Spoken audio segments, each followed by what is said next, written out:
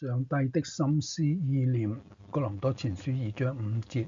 叫你們的信不在乎人的智慧，只在乎上帝的大能。當我將自己嘅心思意念全然獻俾上帝嘅時候，佢應許會親自保護我嘅心，令我喺混亂嘅世界中得享平靜安穩。我體會到，如果我容許其他人嘅眼光或者想法左右我嘅思想，我往往就會陷入憂傷同埋痛苦之中。而如果我僅僅憑住自己有限嘅頭腦去鑽研，亦都經常會因為知識嘅貧乏或者錯誤嘅消息而做出偏差嘅判斷。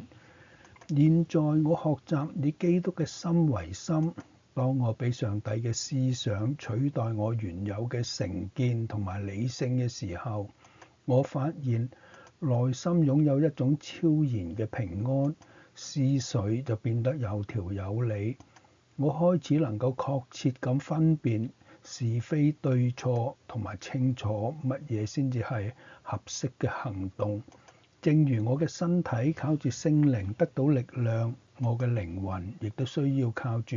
神嘅心思意念嚟獲得智慧、判斷力同埋平安。我正在努力俾呢啲成為生活嘅習慣。我發現，當我唔再憑住一時嘅衝動去大幹一場，而係按照上帝智慧嘅引導行事嘅時候，所產生嘅結果同影響，連我自己都大吃一驚嘅。雅各書1章5節嗰度講到，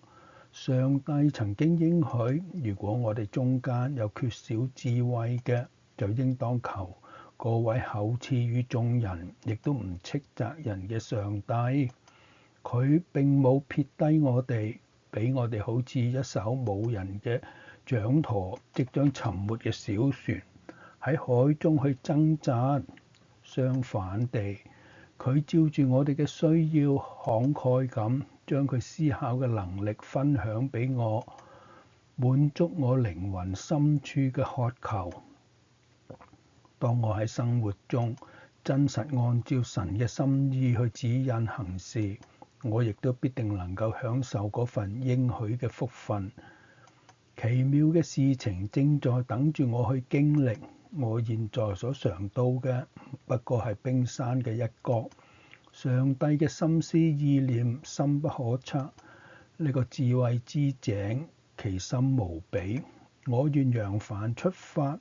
喺呢個無盡嘅大智慧嘅庫藏中去盡情吸取。親愛嘅天父，感謝你邀請我進入你深不可測嘅智慧中。我願意將我嘅心思意念交還俾你，求你以基督嘅心為我嘅心，指引我每一天嘅腳步，令我喺每個抉擇中都能夠流露出你嘅平安同埋真理。奉主耶穌基督嘅名求，阿門。